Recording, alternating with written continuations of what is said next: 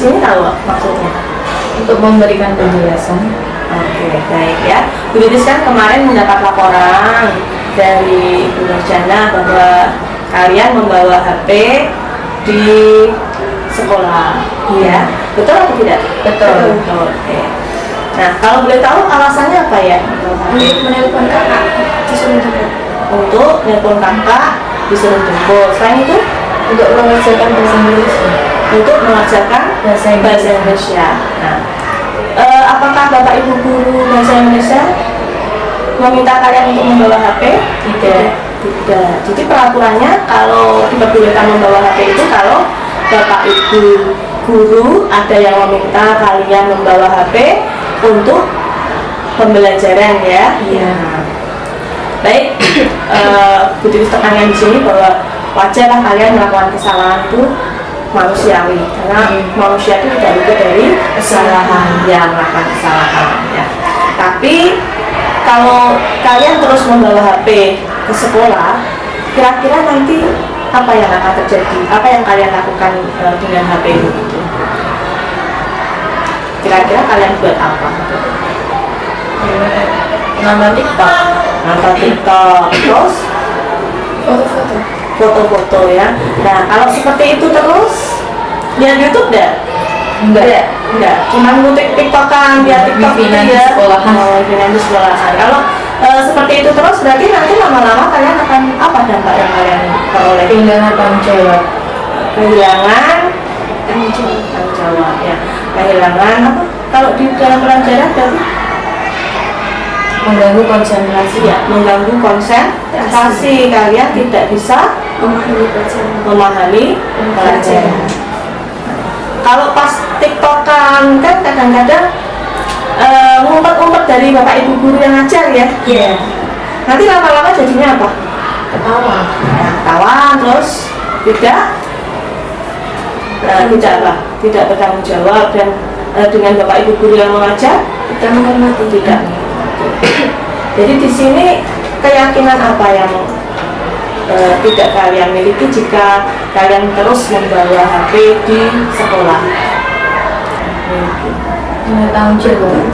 Dari tanggung jawab. Terus dengan Bapak Ibu guru Tidak menghormati. tidak menghormati. Itu nilai-nilai tanggung jawab dan nilai-nilai menghormati orang yang lain ya. Iya.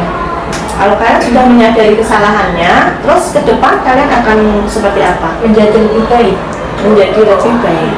Dengan cara bagaimana? Tidak membawa HP. Tidak membawa HP. Tidak membawa HP.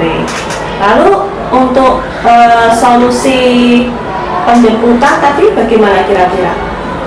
Suruh wali kelas Minta tolong ya. Minta tolong ke wali kelas untuk telepon. Kalau misalkan wali kelas tidak ada, berarti kalian bisa minta tolong Bapak Ibu guru yang lain ya. Itu ya. Jadi terima kasih sudah datang ke sini. Kalian sudah tahu bagaimana harus berbuat ya. Iya.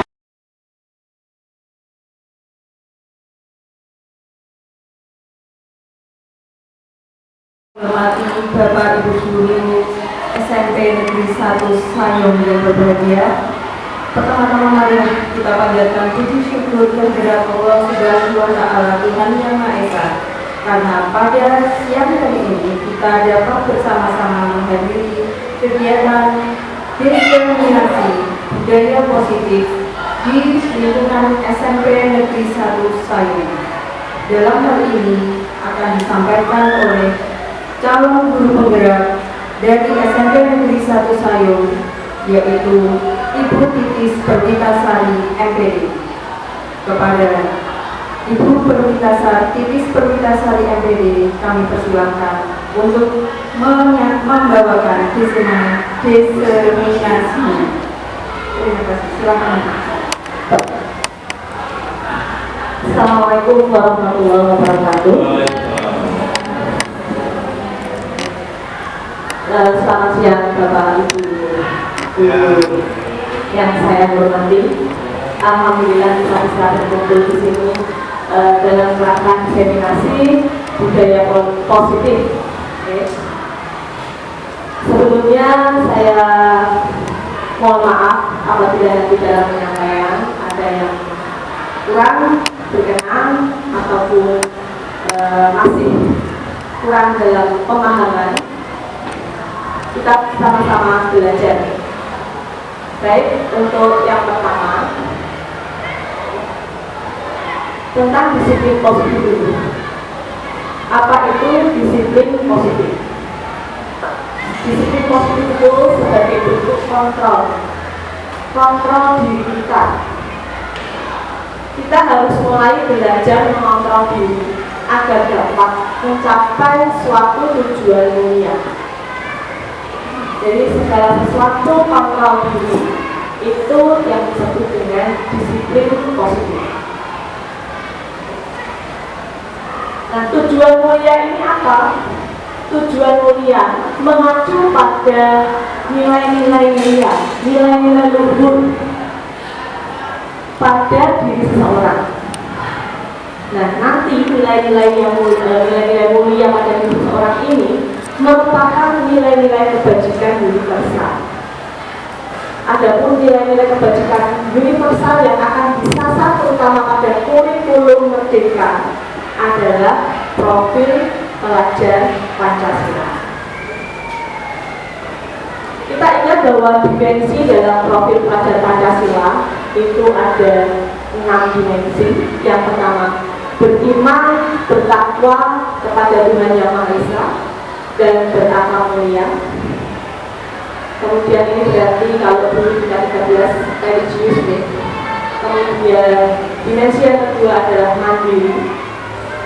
Dimensi yang ketiga berkebinekaan global. Ini wujud toleransi Indonesia yang berbeda-beda suku, agama, ras. Kemudian dimensi yang keempat adalah gotong royong. Dimensi yang kelima bernalar kritis dan dimensi yang keenam adalah kreatif. Mari kita renungkan bersama-sama. Bagaimana selama ini kita berperilaku sebagai seorang guru? Mengapa kita melakukan segala sesuatu?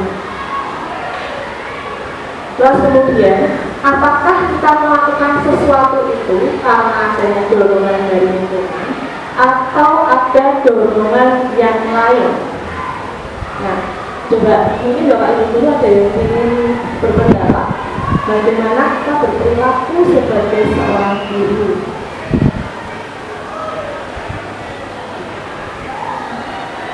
Ada yang berpendapat? Oh, Pak, selamat siang.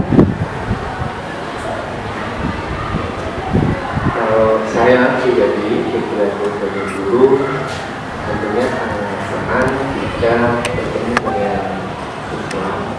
Kemudian kita juga berinteraksi, apalagi materi yang saya berikan bisa ditangkap dengan senang oleh siswa dan terukur dengan baik bersama keluarga.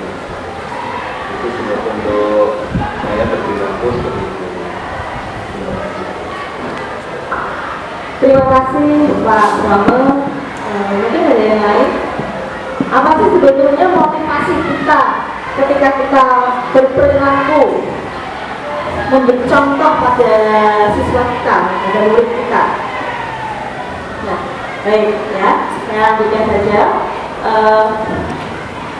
Berperilaku itu, mengapa kita berperilaku atau melakukan sesuatu itu adalah motivasi yang ada dalam diri kita.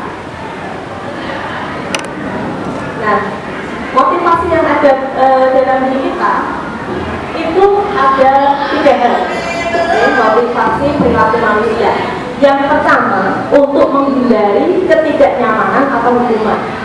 Jadi kalau kita melihat siswa itu dia termotivasi untuk tidak melanggar aturan, itu karena apa? Salah satunya pasti karena dia tidak dihukum.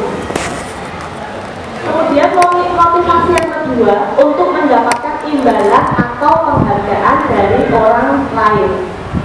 Nah, ini kadang-kadang juga ketika murid itu melakukan sesuatu karena dia mengharapkan ada penghargaan dari guru, ada imbalan dari guru.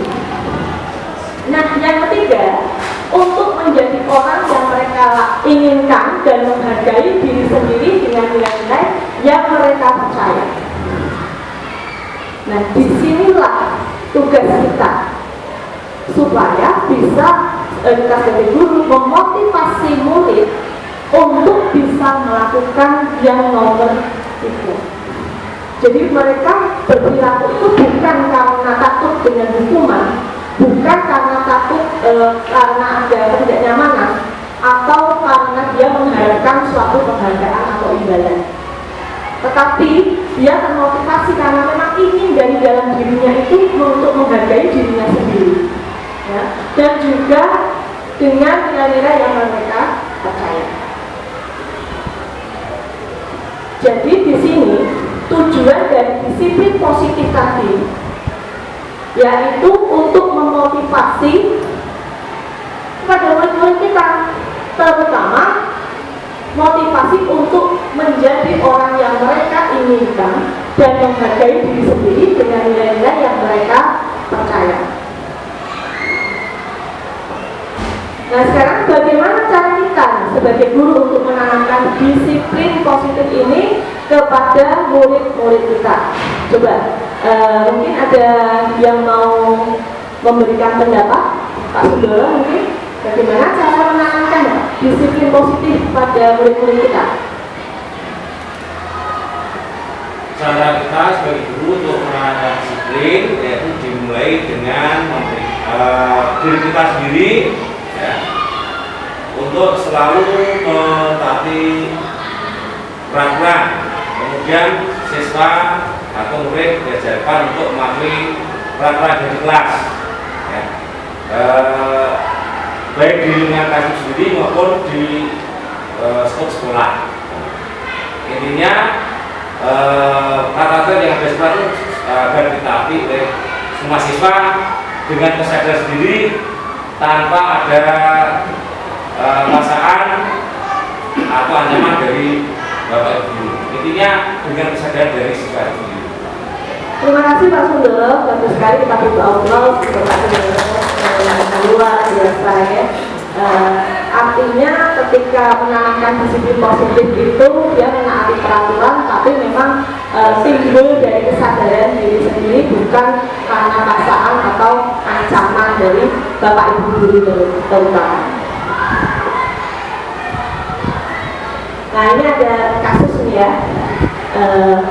Coba kita renungkan bersama. IPA kurang menguasai pelajaran matematika, sehingga pada saat pelajaran tersebut berlangsung dia lebih banyak berdiam diri atau menggambar di buku pelajarannya. Banyak nih ya murid kita yang begitu, ya. Nah, pada saat guru matematikanya Pak Seno menanyakan pertanyaan, IPA menjadi gugup dan tak sengaja menjatuhkan kertas dari kursi, serta tiba-tiba menjadi gagap pada saat berupaya menjawab. Tentunya teman-temannya pasti akan tertawa, ya, karena melihat IPA yang gagap dalam menjawab pertanyaan.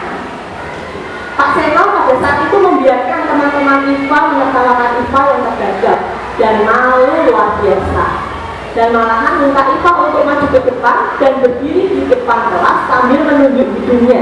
Ini kira-kira dulu kita pernah mengalami ini, ya, waktu zaman sekolah, ya, SD itu saya pernah, ya, kalau tidak mengerjakan tugas itu modelnya dijepit pakai peluit di olahraganya. Terus kelas semakin gaduh dan anak-anak pun tertawa melihat IPA di depan kelas memegang ujung hidungnya. Nah, ini Bapak Ibu guru ada pertanyaan, apakah Anda setuju dengan tindakan Pak Seno terhadap IPA? Setuju atau betul? Tidak setuju, ya, tidak setuju. Mengapa ini? Dia mungkin mau, ya. Saya tidak setuju dengan tindakan Pak Seno.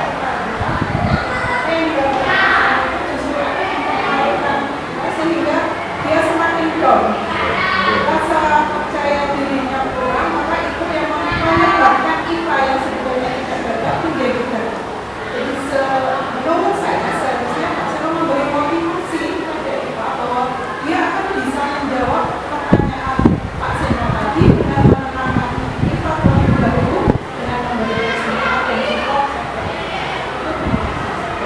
luar biasa ini. Tidak semua ya guru-guru sebenarnya kasih sayangnya tidak setuju karena semakin mempermalukan IPA ya. Nanti dia lama-lama juga semakin tidak menyukai pelajaran matematika. Nah, dari kasus itu termasuk hukuman atau konsekuensi? Hukuman ya, hukuman. Baik, kita akan belajar bagaimana membedakan hukuman, konsekuensi, dan restitusi. Ini ada 3 terjadi. Terus murid tidak nyaman dan jangka waktunya itu pasti panjang. Dia akan selalu mengingat seumur hidupnya. Itu kalau hukuman. Korban yang menjadi korban itu mendapatkan keadilan. Ya, misalkan dia bertengkar dengan siapa, korbannya akan mendapatkan keadilan karena yang pelakunya akan dihukum. Terus murid atau anak akan tersakiti tadi ya, menyakitkan. Kalau identitas sukses untuk konsekuensi, sesuatu harus terjadi. Tidak nyaman untuk murid atau anak untuk jangka waktu yang pendek. Jadi kalau konsekuensi dia hanya periodenya itu tidak lama. Terus korban bisa diabaikan. Artinya ketika menjalankan konsekuensi itu, korbannya itu artinya tidak dipedulikan, diabaikan, tidak yang pelakunya yang mendapat konsekuensi. Sedangkan untuk restitusi, korbannya mendapatkan ganti. Misalkan si A menarik-narik bajunya si B, kemudian kancingnya B terlepas. Maka kalau restitusi, si korban tadi, si B tadi, dia harus mendapatkan ganti. Mungkin si A harus menjahitkan kancingnya yang lepas tadi. Kalau konsekuensi, itu yang penting kamu menerima konsekuensinya si pelaku, tapi korbannya tidak terselesaikan. Bagaimana kancingnya tadi yang lepas? Itu kalau di konsekuensi. Ini untuk hukuman, sistem tidak akan berjalan bila murid tidak takut. Nah, semakin lama hukuman diterapkan itu kadang-kadang murid semakin kebal, ya, kebal. Dan apalagi kalau kita lihat anak-anak yang sering terlambat, pasti anak-anak itu saja dia sudah nggak takut pada hukuman, ya. Dia sudah kebal, merasa paling begitu aja. Ya. Tetapi kalau konsekuensi itu monitoring yang seperti itu terus-menerus dilakukan oleh guru. Jadi kita bisa memonitor sudah ada perubahan atau belum. Tapi kalau restitusi, murid belajar bertanggung jawab untuk perilakunya. Akhirnya dikembalikan lagi bahwa kamu itu punya nilai-nilai kebajikan. Dia diingatkan dengan nilai-nilai kebajikan universal tadi dan menyadarkan dari dalam dirinya, motivasi dari dalam diri. Jadi bukan karena paksaan hukuman atau mendapatkan konsekuensi. Nah, ini bahasa kasarnya yang hukuman. Peraturannya itu kamu harus, ya, peraturannya itu kamu harus. Nah, itu kalau hukuman. Kalau konsekuensi, kamu tahu apa peraturannya.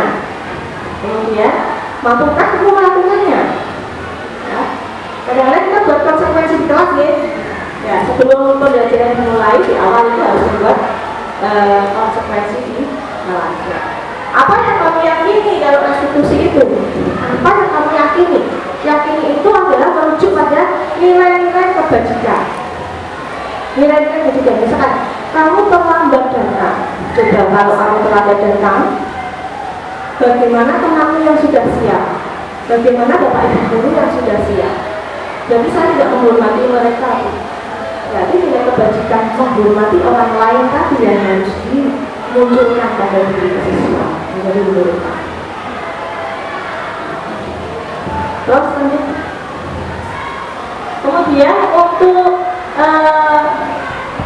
hukuman itu paksaan harus kan karena dia melakukan pelanggaran berarti harus menerima hukuman dipaksa. Tetapi kalau untuk yang konsekuensi itu stimulus respon, jadi ada laksana, ada respon. Tetapi kalau restitusi itu menggunakan teori kontrol. Dan kita juga belajar tentang 5 teori kontrol yang biasa dilakukan oleh guru. Kemudian konsep diri buruk. Nah, untuk yang buruk, konsep diri dia menanamkan pada bahwa peraturan itu kadang-kadang bisa menjadikan penanaman hal yang buruk pada siswa. Bahwa kalau saya terlambat pasti hukum, itu menanamkan konsep yang buruk pada siswa. Kalau konsekuensi, konsep diri baik. Tetapi untuk restitusi, konsep diri baik, tapi lebih dikuatkan. Karena dia dari motivasi intrinsik, motivasi dalam dirinya yang dibandingkan. Nah, di sini untuk hukuman biasanya itu dibuat oleh Bapak Ibu guru. Tidak ada istilahnya diskusi dengan siswa ini kalau datang terlambat ke kelas. Hukumannya ini guru yang membuat. Tapi kalau konsekuensi dibuat oleh guru dan murid. Konsekuensinya apa anak-anak? Walaupun mungkin masih ada guru itu nuntun mau dia di konsekuensinya mau apa ini? Sama seperti ketika saya buat konsekuensi anak bu didenda saja. Tapi kalau didenda itu kan tidak hal yang mendidik. Jadi dialihkan. Jadi kita guru tetap menuntun lagi untuk konsekuensi. Nah, kalau restitusi dibuat oleh murid atau anak. Jadi guru hanya mengingatkan nilai kebajikan yang harus dituju itu apa. Kemudian kamu itu besok mau seperti apa? Jadi mereka ditanya, kamu mau seperti apa besoknya itu? Nah ini Bapak Ibu, ternyata kalau kita memberikan penghargaan pada siswa, lama-lama itu penghargaan bisa menjadi sebuah hukuman. Siswa yang mengapa kok sekarang tidak ada sistem ranking di kelas? Mengapa sekarang tidak ada misalkan siswa yang bisa maju di depan atau nilainya tinggi di ulangan kita beri hadiah itu sudah mulai harus dibilangkan. Ya, karena penghargaan itu nantinya menjadi sebuah hukuman. Kenapa? Nah, di sini salah satunya. Penghargaan itu pengaruh jangka pendek dan jangka panjang. Nah, efektif jika kita menginginkan seorang melakukan sesuatu yang kita inginkan, tapi dalam jangka waktu pendek. Jika kita menggunakan penghargaan lagi dan lagi, maka orang tersebut bergantung pada penghargaan yang diberikan. Aku melakukan ini, jadi bukan karena dasar dia menyadari ya, dia harus melakukan apa, tapi karena aku kan itu aja ya, jadi nggak bisa itu dia. Jika kita mendapatkan penghargaan untuk melakukan sesuatu yang baik, maka selain kita senantiasa berharap mendapatkan penghargaan tersebut, kita pun menjadi tidak menyadari tindakan baik yang kita lakukan. Misalkan kita ini murid kita ada yang mendapatkan nilai baik, dia sudah senang dengan apa yang dia capai. Itu adalah penghargaan dalam dirinya. Itu sudah suatu penghargaan. Tetapi guru kemudian memberikan hadiah. Dia lupa bahwa tadi dia dalam diri itu sudah berhasil, sudah tertanami aku mencapai ini. Tapi dia malah menilainya dari penghargaan itu, bahwa apa yang saya lakukan ini loh, saya dapat ini, dapat penghargaan, dapat hadiah ini dari guru saya, kamu dapat buku satu tumpuk ini dari guru saya. Dia lupa bahwa kemarin itu dia sudah senang dengan pencapaiannya, senang dengan pencapaiannya itu penghargaan dalam dirinya. Karena penghargaan itu tidak efektif. Suatu penghargaan adalah suatu benda atau peristiwa yang diinginkan, yang dibuat dengan persyaratan. Jadi hanya jika Anda melakukan hal ini, maka Anda akan mendapatkan penghargaan. Jadi ini tidak efektif ya. Orang yang berusaha berhenti merokok atau yang berusaha diet menguruskan badan, bila diberikan penghargaan hampir pasti tidak berhasil, tidak efektif.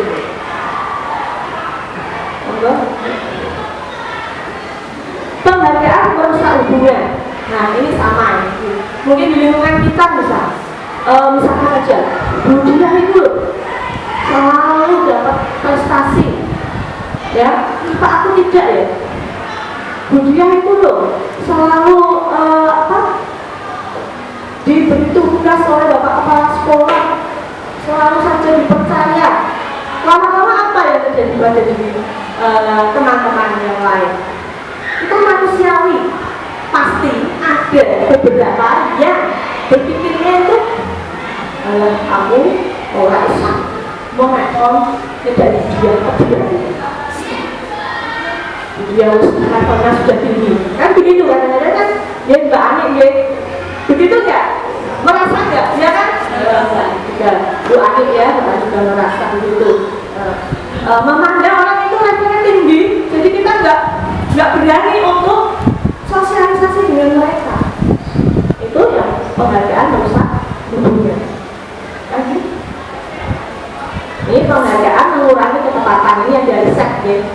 Jadi kalau anak laki-laki ini riset ya, riset berusia 9 tahun diminta untuk melihat gambar-gambar wajah yang ditampilkan di layar dan harus memberitahu jika wajah-wajah tersebut sama atau berbeda. Gambar-gambar tersebut hampir sama, beberapa dari mereka diberi penghargaan dalam bentuk uang. Pada saat mereka memberikan jawaban benar, sementara sebagian yang lain tidak. Hasil risetnya ini risetnya, anak laki-laki yang dibayar membuat lebih banyak kesalahan. What's yang penting, aku itu duit. Nah, kita kan cepet-cepetan. Dia tidak memperhatikan bahwa gambar itu beda atau sama. Lanjut. Penghargaan menurunkan kualitas. Ini pengamatan dilakukan pada sekelompok mahasiswa yang sedang kerja praktek ini juga riset ya. Saat itu mereka sedang belajar menuliskan sebuah artikel. Seiring waktu mahasiswa tersebut mampu bekerja dengan cepat. Kemudian ada beberapa mahasiswa yang dibayar untuk setiap judul. Nah ini ada kan mahasiswa yang nyambi ya, membuatkan skripsi. Tapi apakah skripsinya itu selalu berkualitas? Kalau dia dikejar target membuatkan beberapa skripsi dalam tempo waktu yang cepat, kan pastinya dia ambil copy paste copy ambil dari mana-mana. Kualitasnya yang dia miliki sebetulnya itu dia bagus, maka justru akan merosot. Nah, kreativitas kelompok murid-murid ini menjadi berkurang dibandingkan dengan yang tidak diberitahu tentang hadiah yang bisa mereka terima. Bagaimana ini? Jadi ketika tidak diberitahu ada hadiah, mereka akan membuat dengan sesuai dengan kreativitasnya masing-masing. Tapi ketika dipameri hadiah yang biasanya tidak mau mengerjakan pun, dia tertarik mengerjakan. Yang penting gawe puisi. Yang penting gawe puisi. Itu mematikan kreativitas. Nah ini penghargaan itu menghukum. Penghargaan untuk mereka yang tidak mendapatkan penghargaan, misalkan dalam sistem ranking. Anak-anak yang rankingnya di bawah itu pasti down. Wah rankingku tak ini terus. Gitu. Apalagi anak-anak yang rankingnya 1 terus. Rankingnya 1 terus itu kan dia dapat penghargaan terus, tapi tiba-tiba rankingnya merosot. Maka dia akan merasa berdosa, bersalah, menyalahkan dirinya sendiri, menghukum dirinya sendiri. Aku berburu rasional, berburu itu menyalahkan dirinya sendiri. Sehingga di sini penghargaan itu juga akan menjadi sebuah hukuman. Nah di sini kita akan menerapkan restitusi, jadi kita mengurangi hukuman atau meniadakan hukuman. Kemudian konsekuensi boleh masih bisa ya, tetapi alangkah baiknya jika kita menerapkan restitusi. Apa restitusi? Yaitu sebuah cara menanamkan disiplin positif. Apa saja manfaat dari restitusi? Nah, di sini restitusi bukan untuk menebus kesalahan. Jadi ketika anak melakukan pelanggaran, dia tidak untuk menebus kesalahannya, tapi untuk belajar dari kesalahannya. Seperti tadi, saya memanggil anak kelas 7C ketika pelajaran saya tinggal untuk ke dinas. Anak-anak saya beri tugas, tetapi sebagian anak laki-laki bermain sepak bola. Di situ saya tanya, kenapa kok kalian tidak boleh main sepak bola? Ini mereka bilang sendiri, karena nanti itu bu, keringat terus bau. Nah kalau bau, apa yang terjadi? Kalau bau nanti di kelas tuh bu, teman-teman pada nggak mau bu, baunya nggak enak, guru-guru juga terganggu. Nah, jadi kamu kan mengganggu, tidak menghormati orang lain. Di situ tadi. Nah, kemudian saya bilang, nah terus selain itu apa lagi? Tidak ada gurunya bu, kan tidak jam olahraga. Dia jawabnya kan jadi dia akan belajar dari kesalahannya tadi. Nah, kalau tidak ada gurunya, kira-kira nanti apa yang bisa fatal terjadi? Nah bu, kalau saya jatuh, nanti saya berdarah-darah. Nah, itu kan, jadi tidak hanya konsekuensi bermain bola tidak ada bapak ibu guru itu, ternyata panjang konsekuensinya itu. Mereka berpikir sendiri tentang dari kesalahan yang dilakukan. Baru nanti kita tanya terus kalian ke depannya mau apa, mau bagaimana. Saya nanti kalau main sepak bola pas ada bapak ibu guru bu, pas ada jam olahraga. Ya nanti kita sambil melihat apa betul itu kan yang kita tanamkan bahwa dia menghormati orang lain dan nilai-nilai kebajikan tentang kesehatan dan keselamatan yang ditekankan gitu. Nah, kemudian tadi penghargaan kan bisa merusak hubungan. Kalau institusi memperbaiki hubungan, karena antara guru dan siswa itu tidak ada siswa yang akhirnya menjudge guru. Dulu, Bu Titis boleh ekor senangannya gitu.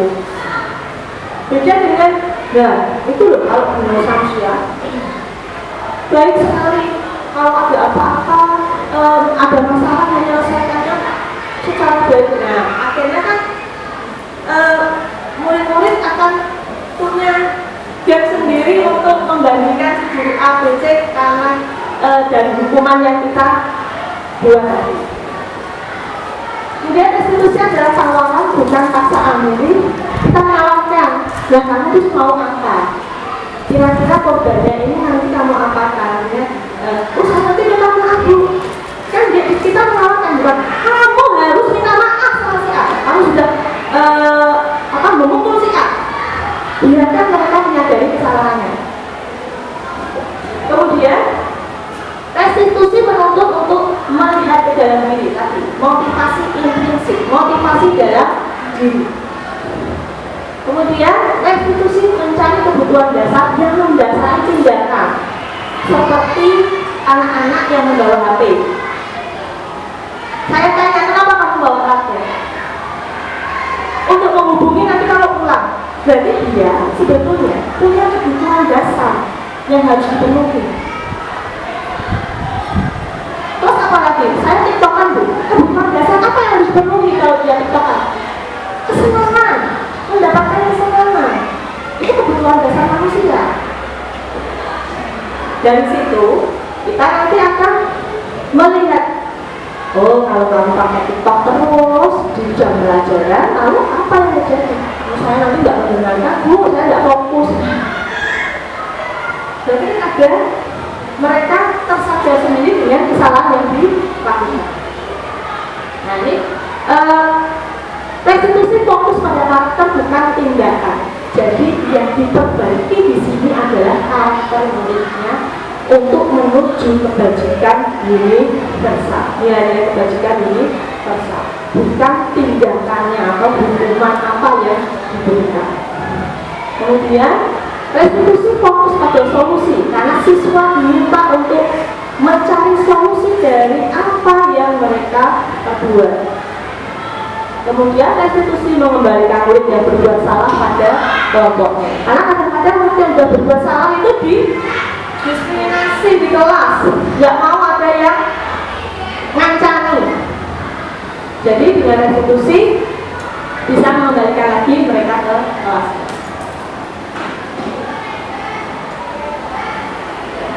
Nah di sini bagaimana nilai-nilai kebajikan universal itu kita buat? Kita bisa menciptakan program kebajikan melalui keyakinan kelas. Jadi yang dibuat bukan kesepakatan kelas atau peraturan kelas, tetapi keyakinan kelas. Kenapa keyakinan kelas ini merujuk pada nilai-nilai kebajikan universal? Kemudian keyakinan kelas itu yang membuat adalah murid, ya. Kemudian untuk keyakinan kelas itu karakter yang diutamakan.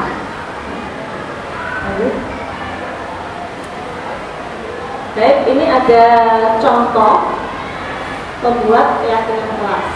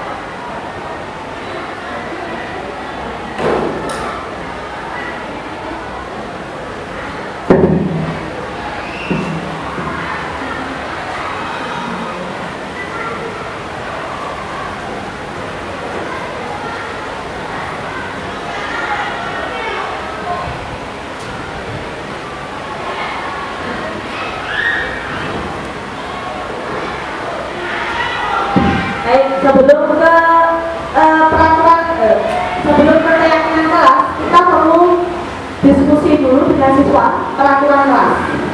Tapi nanti hasil akhirnya adalah berupa keyakinan kelas, bukan peraturan, bukan konsekuensi, tapi berupa keyakinan kelas.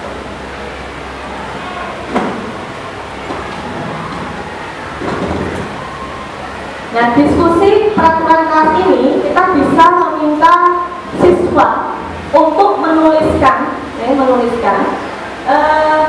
peraturan kelas seperti apa saja yang mereka inginkan.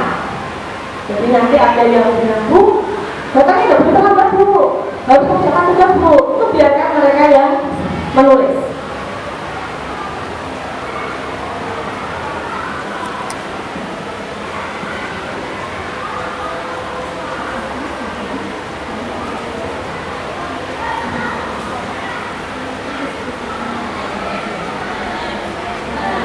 Nah, setelah peraturan kelas tadi ditulis semuanya oleh siswa, dulu memilih tentang nilai kebajikan yang dituju dari peraturan kelas tadi. Misalkan ini peraturan kelasnya datang tepat waktu. Tadi nilai kebajikan yang dituju adalah menghormati orang lain. Kemudian mengerjakan tugas tepat waktu. Itu berarti tanggung jawab. Kemudian ada yang memakai masker. Kalau memakai masker berarti nilai kebajikan tentang kesehatan dan keamanan. Terus tidak ada anak yang menuliskan tidak bermain bola di dalam kelas, mintanya seperti itu. Nah, mereka menuliskan tidak bermain bola di dalam kelas. Nah, berarti nilai kebajikan yang dituju adalah menghormati orang lain, keamanan, kesehatan juga. Ya. Karena kalau mereka jatuh kan lebih berbahaya lagi.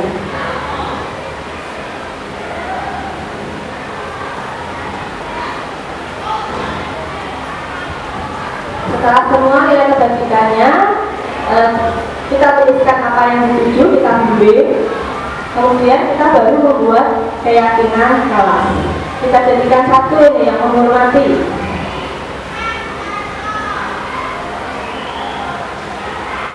Bahwa sangat penting untuk saling menghormati dan menghargai orang lain. Nah, itu yang ditanamkan. Apa saja tadi menghormati? Ya ada masuk ke kelas tepat waktu di antaranya seperti itu. Kemudian tanggung jawab, kami meyakini bahwa sangat penting untuk bertanggung jawab terhadap tugas dan kegiatan yang diberikan, dan kegiatan yang dilaksanakan. Terus kemudian rasa sayang, ini rasa sayang empati, ini bully, ada yang membuli temannya ya, memanggil, kemarin menulis peraturannya tidak boleh memanggil dengan nama bapaknya, itu ada yang menuliskan itu, atau tidak boleh memanggil dengan nama-nama sebutan yang jelek. Nah, kami meyakini bahwa menyayangi diri sendiri dan orang lain sangatlah penting. Kemudian kebetulan kemarin di kelas 7B ada yang non Islam ya. Teman-temannya, sahabatnya itu merasa bahwa ada teman-teman yang selalu menghina anak itu karena agamanya. Yang laki-laki banyak yang menghina agamanya. Terus yang kelompoknya dia menuliskan bahwa tidak boleh menghina agama orang lain. Jadi nilai toleransi kita bisa menuliskan bahwa ini meyakini bahwa sangat penting untuk memberikan kebebasan kepada orang lain yang beragama berbeda dengan agama yang berbeda. Oke, jadi keyakinan kelasnya itu dengan bahasa yang dibuat positif.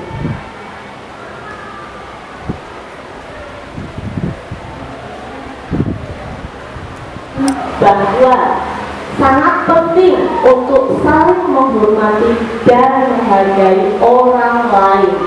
Nah, itu yang ditanamkan.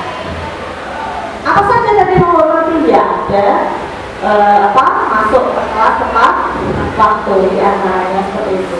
Kemudian tanggung jawab, kami meyakini bahwa sangat penting untuk bertanggung jawab terhadap tugas dan kegiatan yang diberikan, dan kegiatan yang dilaksanakan. Terus kemudian rasa sayang, ini rasa sayang empati, ini bully, ada yang membuli temannya ya, memanggil, kemarin menulis peraturannya tidak boleh memanggil dengan nama bapaknya, itu ada yang menuliskan itu, atau tidak boleh memanggil dengan nama-nama sebutan yang jelek. Nah, kami meyakini bahwa menyayangi diri sendiri dan orang lain sangatlah penting. Kemudian kebetulan kemarin di kelas 7B ada yang non Islam ya.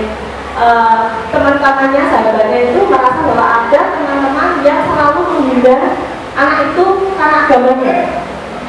Yang laki-laki banyak yang menghina agamanya. Terus yang kelompoknya dia menuliskan bahwa tidak boleh menghina agama orang lain.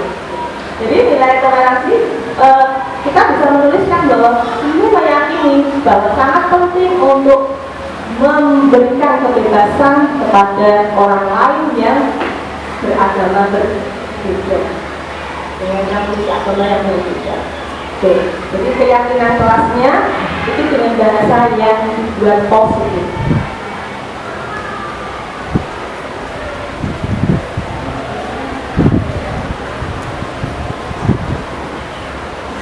Ini restitusi, implementasi segitiga restitusi. Ini harusnya kedengaran ini, karena ini contoh bagaimana kita menerapkan segitiga restitusi pada kasus. Kasusnya di situ anak membawa HP.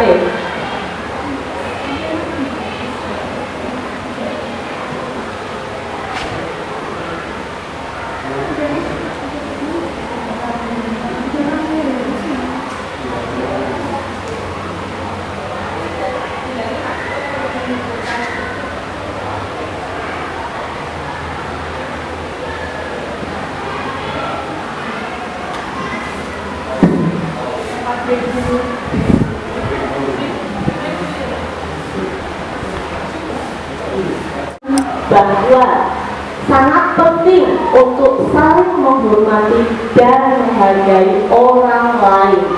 Nah, itu yang ditanamkan. Apa saja dari menghormati ya ada masuk ke kelas tepat waktu di antaranya seperti itu. Kemudian tanggung jawab. Kami meyakini bahwa sangat penting untuk bertanggung jawab terhadap tugas dan kegiatan yang diberikan, dan kegiatan yang dilaksanakan. Kemudian rasa sayang, ini rasa sayang empati. Ini bully, ada yang membuli temannya ya, memanggil, kemarin menulis peraturannya tidak boleh memanggil dengan nama bapaknya. Itu ada yang menuliskan itu, atau tidak boleh memanggil dengan nama-nama sebutan yang jelek. Nah, kami meyakini bahwa menyayangi diri sendiri dan orang lain sangatlah penting. Kemudian kebetulan kemarin di kelas 7B ada yang non Islam, ya, teman-temannya, sahabatnya itu merasa bahwa ada teman-teman yang selalu menghindar anak itu karena agamanya. Yang laki-laki banyak yang menghina namanya. Terus yang kelompoknya dia menuliskan bahwa tidak boleh menghina agama orang lain. Jadi nilai toleransi kita bisa menuliskan bahwa ini meyakini bahwa sangat penting untuk memberikan kebebasan kepada orang lain yang beragama berbeda dengan agama yang berbeda. Oke, jadi keyakinan kelasnya itu dengan bahasa yang dibuat positif.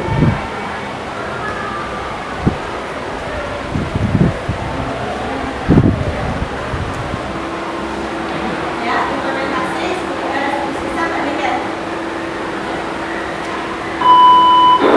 Terus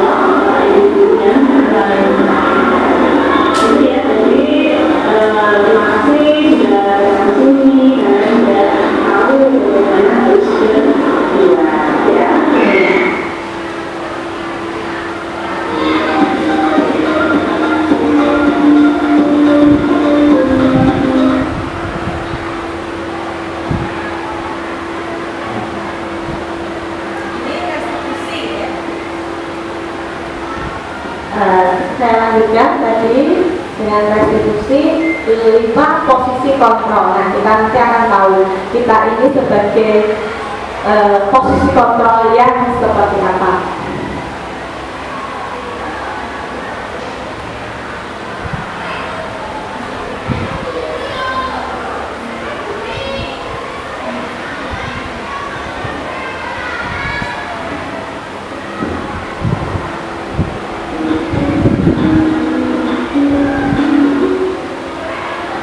Salam bahagia Ibu dan Bapak Guru kita. Dalam penerapan misi positif restitusi, salah satu program yang digunakan adalah 5 posisi kontrol. 5 posisi kontrol dalam restitusi adalah proses perjalanan seorang anak agar dapat mengambil guru. Pada video kali ini, kita akan membahas tentang 5 posisi kontrol yang digunakan oleh baik dosen dan contoh anak-anak.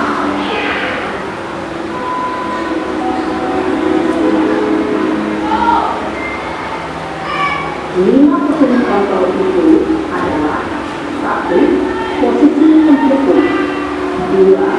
Posisi pembuat asal muasal, 3.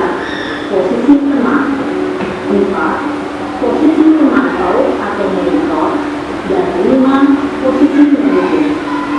Untuk lebih memahami 5 posisi tersebut, mari kita saksikan kasus kemarin yang terlambat hadir 20 menit di sekolah dan melihat bagaimana 5 posisi kontrol dalam menghadapi masalah tersebut.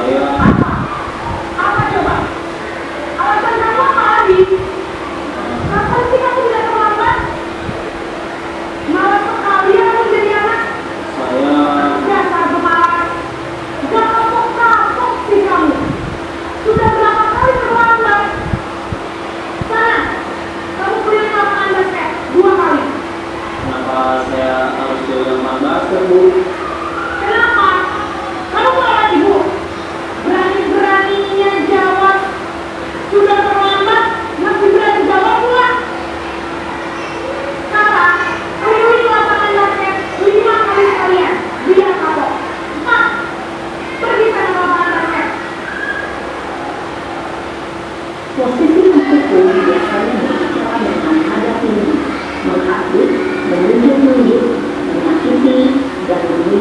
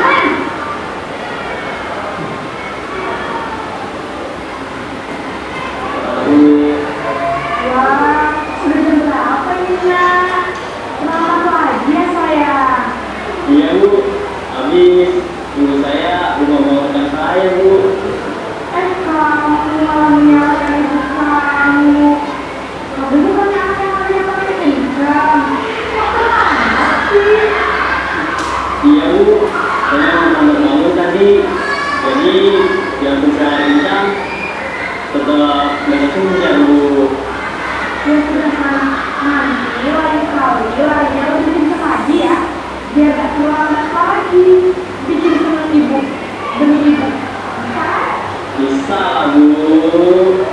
Dan sudah sama setelah ibu beresin urusan absen kamu. Kamu ini ada tes aja.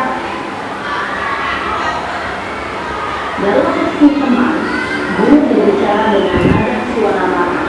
Apa? Sebelum sudah dimulai untuk menjaga suasana tetap santai, murid akan merasa senang, aman, dan akan menunggu. Identitas yang mencipta adalah identitas sukses atau hasil. Namun, intinya, kata ini masih golongan eksternal. Maka ada kata yang berhubungan dan milik kepada orang tertentu. Di sini, guru absen murid bisa berperilaku baik, namun hanya kepada orang-orang tertentu saja.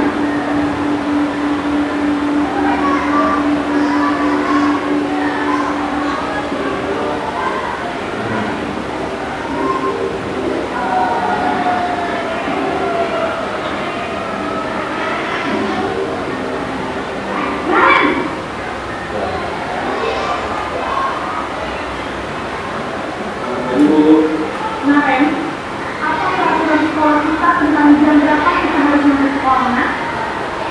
kita harus di sekolah jam 7, Bu. Iya betul, sekarang sudah jam 7.20. Kemarin sudah tahu konsekuensinya jika terlambat hari. Paham, Bu. Saya harus tinggal kelas belajar istirahat selama 20 menit. Ya benar, konsekuensinya demikian. Jadi nanti jam 9.30 pas istirahat, kamu harus tinggal di kelas, mengerjakan tugas tambahan untuk ketinggalan kamu, ya.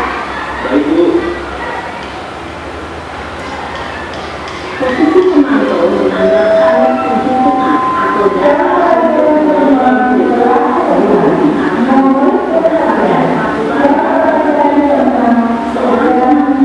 menunjukkan bahwa satu juga posisi perjanjian yang tepat dan penyelenggaraan.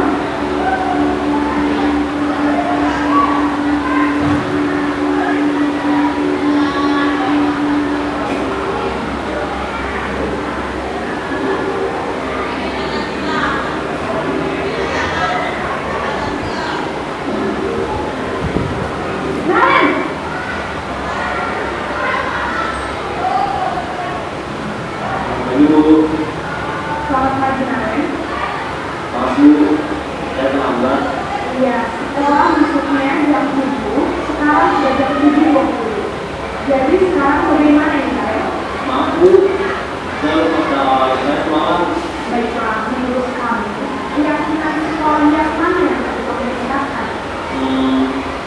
Menghargai diri sendiri dan orang lain mungkin, ya, Bu. Setuju.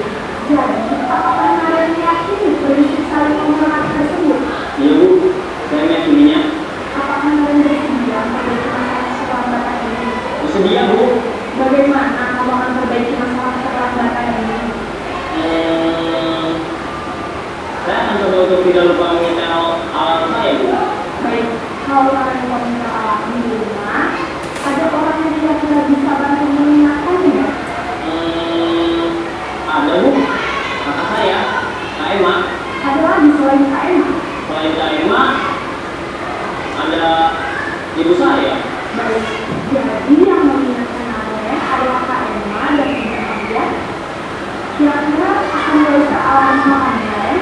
Setelah pulang sekolah, akan segera saya lakukan. Baik, jadi Naren akan setel alarm untuk bangun besok pagi dan akan digunakan oleh kakak dan ibu Naren, ya. Ada lagi yang mau dilakukan, Naren? Agar tidak terlambat bangun lagi. Tidak ada, Bu. Baik, Naren. Terima kasih untuk kerjasama kamu. Sekarang kamu perlu kembali ke kelas kamu belajar. Baik, Bu. Terima kasih.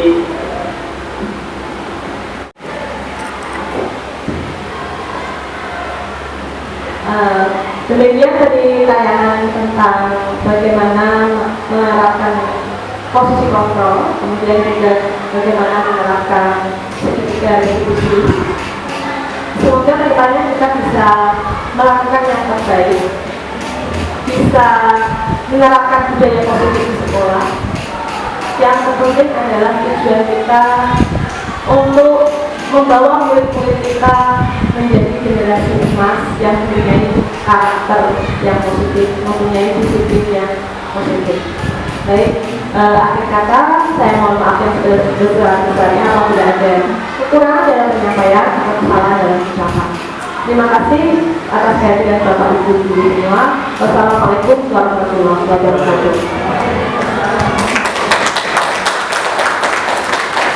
Terima kasih Bapak Ibu guru.